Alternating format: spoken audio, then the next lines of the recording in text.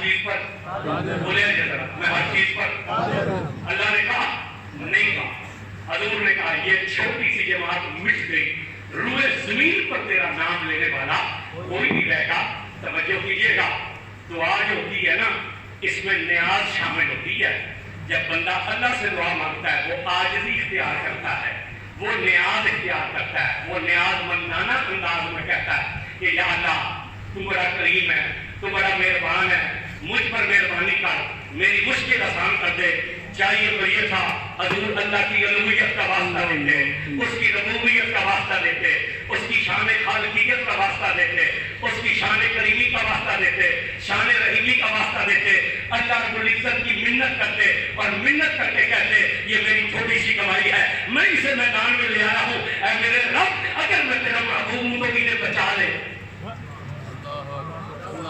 بولے بولے ترلا کرنا چاہیے سی نا بولیے منت کرنی چاہیے تھی نا یہ کہنا چاہیے تھا کہ انہیں بچا لے کل کافروں سے یہ میری تھوڑی سی کمائی ہے تجھے تیری شان کریمی کا واسطہ تیری شان رحیمی کا واسطہ مگر یاد رکھنا یہ جو نبی پاک نے کہا نا کہ چھوٹی سی جماعت لے کر میں اس میدان میں آ گیا ہوں اگر یہ مٹ گئے تو کل کے بعد تیرا نام لینے والا روئے زمین پر کوئی نہیں رہے گا تو میرے دوستو حضور کی یہ دعا نیاز مندی والی دعا نہیں تھی مقام ناز والی دعا تھی یہ نیاز مندوں والی دعا نہیں ہے حضور نے نیاز والی دعا نہیں کی مقام ناز والی دعا کر کے امت کو بتلایا میں محمد اس کا محبوب ہوں میں مقام نیاز پر بھی ہوتا ہوں میں مقام ناز پر بھی ہوتا ہوں تو مقام ناز پر مصطفیٰ نے یہ دعا مانگی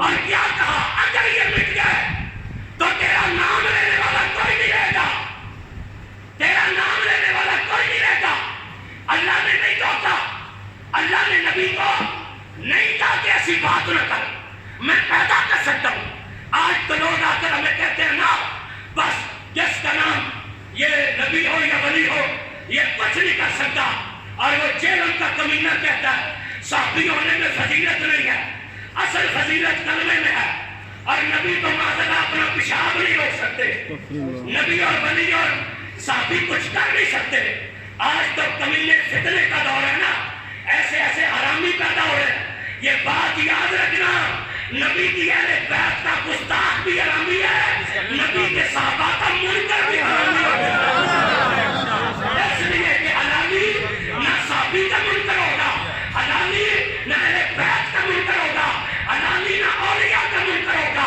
حلالی نہ نبیوں کا گستاخ ہوگا توجہ کیجئے گا نبی نے نماز دعا مقام ناز پر مانگی اور کہا یا اللہ اگر یہ جماعت مٹ گئی تیرا نام لینے والا کوئی نہیں رہے گا اللہ نے نہیں کہا اب عالم یہ ہے آنکھ میں آنسو ہے حضرت صدیق اکبر کہتے ہیں کبھی حضور سائیکل میں چلے جاتے کبھی نبی پاک بیٹھ جاتے چادر مبارک سر پر تھی وہ ڈھلک کر کندھوں پر آتی پھر کندھوں سے پیٹھ پر آتی پھر نیچے بھی گر پڑتی جب چادر نیچے گرتی ابو بکر آگے بڑھتے حضور کی چادر اٹھاتے سرکار کے کندھے پر رکھتے یہاں تک کہ تہجد کا وقت ہوا روتے روتے آنکھوں میں آنسو تھے صدیق اکبر آخر حضور کے قدموں میں گرے اور کہہ کر کہا یا رسول اللہ بس کر دیجیے میرا ایمان ہے کہ جس رب نے آپ کے ساتھ وعدہ کیا ہے وہ اپنا وعدہ سچا کرے گا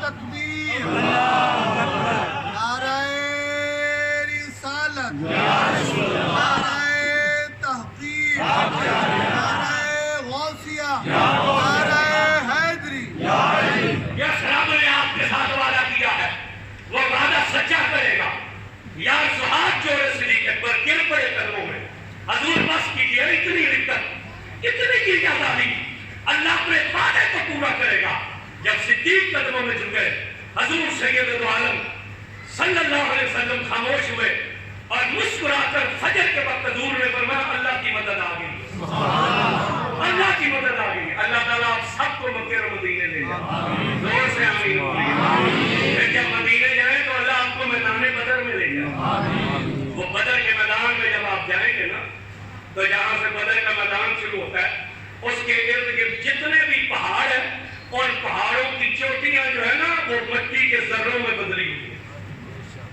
نیچے سے سخت پہاڑ مگر جو اس کی چوٹیاں وہ ریت کے ذروں میں، مٹی کے ذروں میں، یوں لگتا ہے جیسے ریت کا طوفان ان پہاڑوں پر آیا اور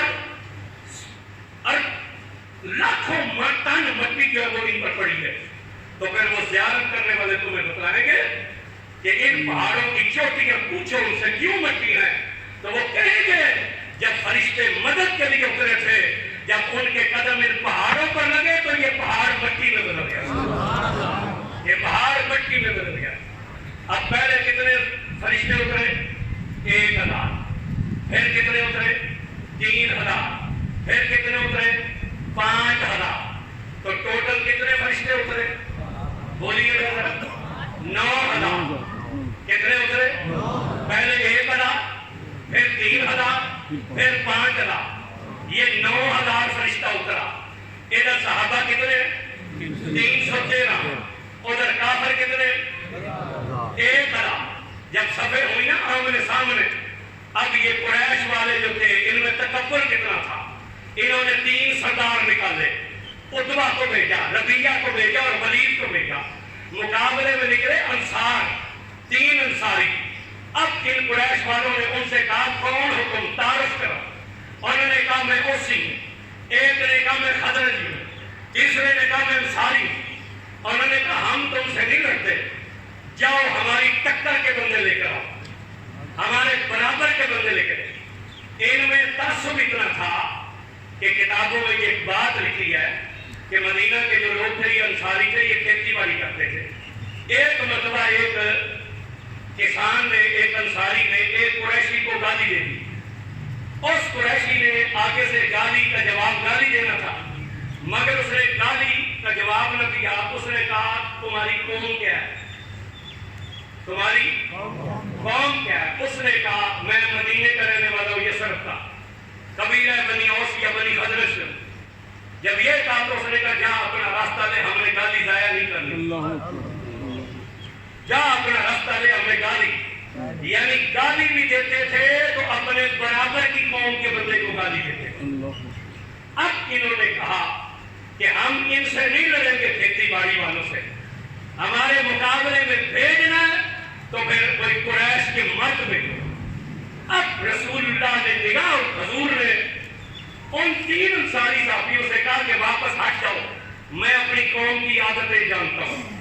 یہ کہہ کر اب حضور نے نظر ماری نا قریش پر، تو سب سے پہلی نظر حضور کی اپنے چچا حضرت امیر حمزہ پر گئی، سب سے پہلی نظر گئی۔ تو حضور نے کہا چچا امیر حمزہ تم جاتے ہو یا میں محمد آپ جاؤں، تم جاتے ہو یا میں محمد آپ جاؤں۔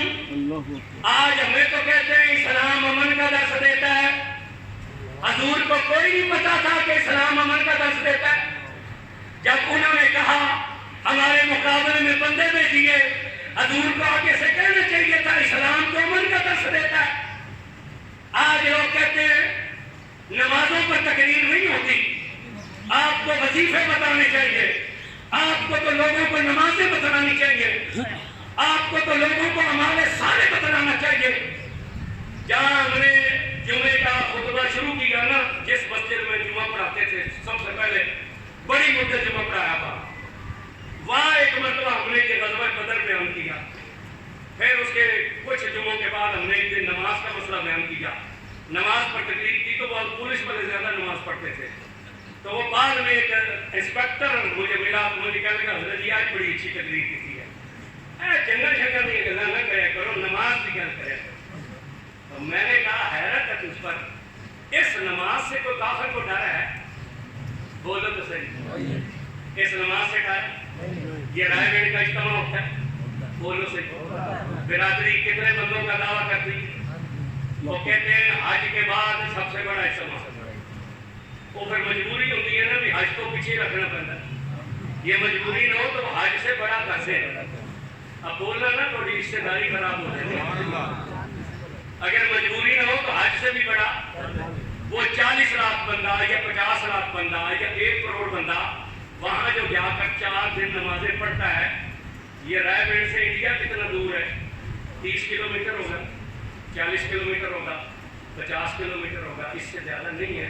ان کی نمازوں سے انہوں نے کشمیر پر ظلم بند کر دیا.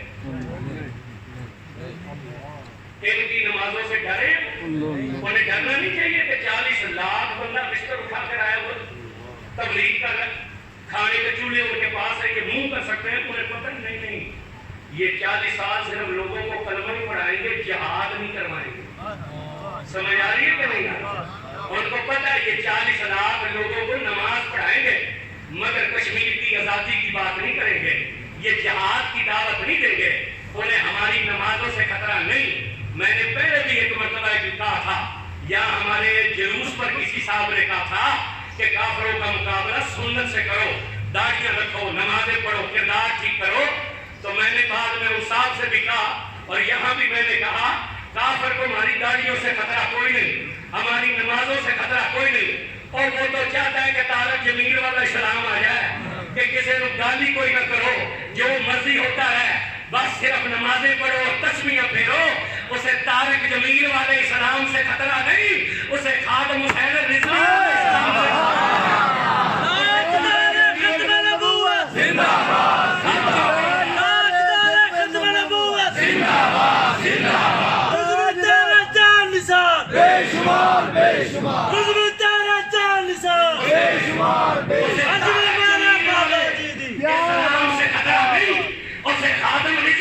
اسلام سے اسلام امن کا درس نہیں دیتا, اسلام غیرت کا درس دیتا ہے. اگر اسلام غیرت کا درس نہ دیتا, محمد بن قاسم ایک مسلمان بیٹی کے لیے اگر اسلام امن کا درس دیتا, محمد بن قاسم کبھی ہندوستان پر حملہ نہ کرتا. لکھ دیتا حجاج بن یوسف راجہ طاہر کو کہ اسلام تو امن کا درس دیتا ہے. جب اسے پتا چلا کہ مسلمان کی بیٹی کی عزت لوٹ دی گئی ہے, 17 سال کی عمر میں اس نے محمد بن قاسم کو بھیجا. اسلام غیرت کا درس نہ دیتا, آج ہندوستان میں اسلام نہ ہوتا. اسلام امن کا درس دیتا ہے. بزدل بندہ جو ہوتا ہے نا, وہ دوسروں کو بھی بزدل بناتا ہے. سمجھ آ رہی ہے کہ نہیں آ رہی؟ بزدل بندہ دوسروں کو بزدل بناتا ہے, اور دلیر بندہ دوسروں کو دلیر کرتا ہے. اسلام بزدلی کا درس نہیں دیتا, اسلام امن کا درس دیتا ہے. وہاں اسلام غیرت کا بھی درس دیتا ہے. اور یہ غیرت وہ چیز ہے جو سب سے بڑی اس انسان کی نعمت ہے. صلاح الدین ایوبی نے کہا تھا کہ جس قوم کو کمزور کرنا ہو, اس قوم کو بغیرتی پر لگا دو. جب بغیرت ہو جائیں گے, یہ زندگی سے محبت کریں گے, اور جب انہیں زندگی پیاری لگے گی, یہ پھر مرنے کے لیے تیار نہیں ہوگے. اور اسلام زندگی سے زیادہ مرنے سے محبت کا درس دیتا ہے. میرے اور تیرے رسول نے یہ نہیں کہا تھا کہ زندگی مومن کے لیے تحفہ ہے. میرے اور تیرے نبی نے کہا تھا الموت تحفہ کل المومن, موت ایمان والے کے لیے تحفہ ہے. اگر اسلام امن کا درس دیتا تو پھر خالد بن ولید کے پورے جسم پر زخموں کے نشان نہ ہوتے. جسم پر کوئی حصہ ایسا نہیں تھا حضرت خالد کا کہ جس پر زخم کا نشان نہ ہو. اور صحابہ فرماتے ہیں کہ حضرت خالد بن ولید جب نکلے تھے لڑنے کے لیے, 2 سپر پاور تھی ایران اور روم, اور حضرت خالد نے اکیلے, حضرت خالد نے لشکر اسلام کے ساتھ 2 سپر پاوروں کا خاتمہ کیا. صحابہ فرماتے ہیں ہر ہفتے ہم ایک شہر فتح کرتے تھے, ایک جمعہ جس شہر میں پڑھتے تھے, دوسرا جمعہ وہاں نہیں ہوتا تھا, دوسرا جمعہ نئے شہر میں جا کر پڑھتے تھے. اور یہاں تو صرف کالی پٹیاں باندھی جاتی ہیں. اسلام جو ہے وہ غیرت کا درس دیتا ہے. سمجھ آ رہی ہے کہ نہیں آ رہی؟ جب انہوں نے کہا کہ ٹکر کے بندے بھیجو, ٹکر میں نہیں جڑے صحابی آتے ہیں, جب انہوں نے کہا ہمارے مقابلے میں ہم جیسے بندے بھیجو, تب رسول اللہ نے یہ نہیں کہا تھا اسلام امن کا درس دیتا ہے. حضور نے سب سے پہلی نظر سگے چچا پر دے دی اور ڈال کر کہا اے میرے چچا حمزہ بن عبد المطلب, تم جاتے ہو یا میں محمد آپ جاؤں؟ جب یہ کہا تو حضرت امیر حمزہ نے ہاتھ باندھ کر کہا یا رسول اللہ, جب تک حمزہ زندہ ہے آپ کو جانے کی ضرورت نہیں, میں آگے بڑھوں گا, میں آگے بڑھوں گا. اور مجھے خیال نہ رہا. یہ بعد میں پھر میں نے رستے میں وہ یہ بڑی بات یہ پگڑی باندھنے کے بعد کہ جب بدر کے میدان میں حضرت امیر حمزہ نکلے تو انہوں نے کالی پگڑی باندھی. یہ کہ مجھے میں پہلے پڑھ لیتا تو میں بھی کالی پگڑی باندھ گیا. کالی پگڑی پہلی نظر حمزہ پر پڑی, دوسری نظر حضور کی مولا علی پر پڑی, تیسری نظر حضور کی حضرت عبیدہ بن حارث پر پڑی. یہاں لوگ جلدی میں جب عبیدہ کا نام سنتے ہیں تو وہ حضرت ابو عبیدہ الجراح سمجھ لیتے ہیں. نہیں, یہ عبیدہ بن حارث رسول اللہ کے تایا کا بیٹا ہے. 9 چچے تھے نا, 9. اسلام 3 لے کر آئے, 2 پر امت متفق ہے, حضرت عباس اور حضرت حمزہ پر. ایک کے بارے میں امت تفریق ہے, حضرت ابو طالب پر. حضرت ابو طالب پر امت تفریق ہے. بعض کہتے ہیں انہوں نے اسلام لائے اور بعض کہتے ہیں نہیں لائے. جنہوں نے ان کے ایمان کا اقرار نہیں کیا, زبان انہوں نے بھی بند رکھی ہے, بے ادبی نہیں کی رسول اللہ کے چکر. باقی 6 جو تھے ان کے بارے میں تو کنفرم ہے کہ وہ اسلام نہیں لائے. یہ حارث بن میں سے رسول اللہ کا تایا تھا, حضرت عبداللہ سے بڑے تھے. ویسے تو سارے ہی حضرت عبداللہ سے بڑے ہیں. یہ تایا تھے حضور کے حضرت حارث تایا تھا رسول اللہ کا. ان کا بیٹا عبیدہ ہے, اور بدر کا سب سے پہلا شہید بھی رسول اللہ کے تایا کا بیٹا. آج اگر ہم نبی پاک کے خاندان سے محبت کرتے ہیں نا تو صرف اس لیے نہیں کرتے کہ وہ رسول اللہ کا خاندان ہے, اس لیے ہم خاندان سے محبت کرتے ہیں کہ سب سے زیادہ قربانیاں بھی رسول اللہ کے خاندان نے دی ہیں. سب سے زیادہ قربانیاں بھی دی. یہ سگے تائے کا بیٹا عبیدہ بن حارث یہ نکلا. حضرت امیر حمزہ نے ایک ہی بار میں عتبہ کو قتل کیا, ایک بار کی اور اپنے مخالف کو قتل کر دیا. حضرت علی نے ایک بار میں ربیہ کو قتل کیا.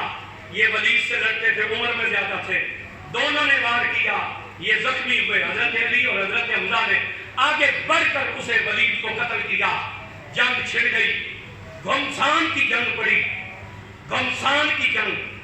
اور جب رسول اللہ نے دیکھا, اب یہاں پر ایک بات اور بھی سنی, آج تو صحابہ کو کتے بھونکتے ہیں نا, یہ جب جنگ شروع ہونے لگی تھی نا, پوری جماعت صحابہ نے رسول اللہ سے کہا تھا, انہوں نے حضور کی جو اونٹنی تھی نا وہ حضور کے چھپڑ کے قریب بچھا دی, اونچی جگہ پر چھپڑ لگا دیا. آج وہاں مسجد ہے, اللہ کرے آپ جائیں اور وہاں نماز پڑھیں گا. رسول اللہ نے اس رات رو رو کر دعائیں مانگی, وہ مسجد کھولی جاتی ہے, لوگ نماز پڑھتے ہیں. صحابہ نے حضور کی اونٹنی اس چھپڑ کے قریب بچھا دی, اور کل صحابہ کی جماعت نے رسول اللہ سے ہاتھ باندھ کر کہا تھا, یا رسول اللہ ہم لڑنے کے لیے جا رہے ہیں, حضور اگر ہم فتح یاب ہو گئے تو آپ تشریف لے آئیے. حضور اگر ہم کٹ گئے نا, ہم مٹ گئے تو یہ سواری ہے, آپ اس سواری پر بیٹھ کر جدھر آپ کا اللہ چاہے آپ تشریف لے. صحابہ نے یہ نہیں کہا تھا کہ تم پہلے نکلو تو ہم لڑیں. صحابہ نے کہا لڑیں گے ہم, آپ صرف پیچھے رہیں گے, اور اگر ہم فتح یاب ہو گئے تو آپ آگے گے, اور اگر ہم کٹ گئے تو حضور یہ سواری آپ کی سواری پر بیٹھ کر تشریف لے جائیے گا جدھر آپ کا اللہ چاہے گا. نبی پاک نے اپنے صحابہ کی طرف مسکرا کر دیکھا اور انہیں دعا دی. اب جنگ جب شروع ہوئی تو گھمسان کی جنگ تھی, 313 مسلمان اور 1000 کافر گتھم گتھا ہو گئے. اب جب گتھم گتھا ہوئے تو ایک مسلمان 3 کافروں کے حصے میں آیا, ایک مسلمان 3 بندوں سے لڑا تھا. اب یہ تو جمعے کا خطبہ ہے نا, مجمع ہے, آپ سب کا چہرہ میری طرف ہے, میرا چہرہ, لیکن وہ جو جنگ ہو رہی تھی اس میں سب کا چہرہ حضور کی طرف نہیں تھا. کتنے کافروں کی پیٹھ رسول اللہ کی طرف, اور کتنے مسلمانوں کا چہرہ حضور کی طرف, اور کتنے مسلمانوں کی پیٹھ حضور کی طرف, اور کتنے مسلمانوں کافروں کا چہرہ حضور کی طرف. اب جنگ گھمسان پر ہوئی نا, اب رسول اللہ آگے بڑھے, اور حدیث کیا کہتی ہے, یہ قرآن نے بھی اس واقعے کو بیان کیا.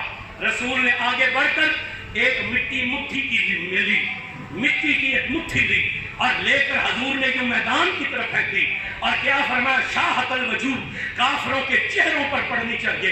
حضور نے یہ فرمایا شاہت الوجوہ یہ کہہ کر مٹھی پھینکی. آج تو کمینے لوگ کہتے ہیں نا حضور کو علم غیب نہیں. بھئی سارے کافروں کا چہرہ حضور کی طرف نہیں تھا اور نہ ہی سارے مسلمانوں کی پیٹھ حضور کی طرف تھی. کچھ مسلمانوں کا چہرہ حضور کی طرف تھا, کچھ کافروں کے چہرے حضور کی طرف تھے. یہاں پھولوں کی پتیاں ہوتی, میں یوں آپ کی طرف پھینکتا وہ آپ کے چہرے پر جاتی. اب میدان کے اندر کچھ کافروں کا چہرہ حضور کی طرف ہے, کچھ مسلمانوں کا چہرہ حضور کی طرف ہے, کچھ کافروں کی پیٹھ حضور کی طرف ہے, کچھ مسلمانوں کی پیٹھ حضور کی طرف ہے. لوگ تو کہتے ہیں نا نبی کو علم غیب نہیں. میرے نبی نے مٹی کی ایک مٹھی لی اور یوں پھینک کر فرما وہ شاہت الوجوہ مٹی پھینکنے کی دیر تھی. وہ مٹی صرف کافر کی آنکھ میں گئی ہے, مسلمان کی آنکھ میں نہیں.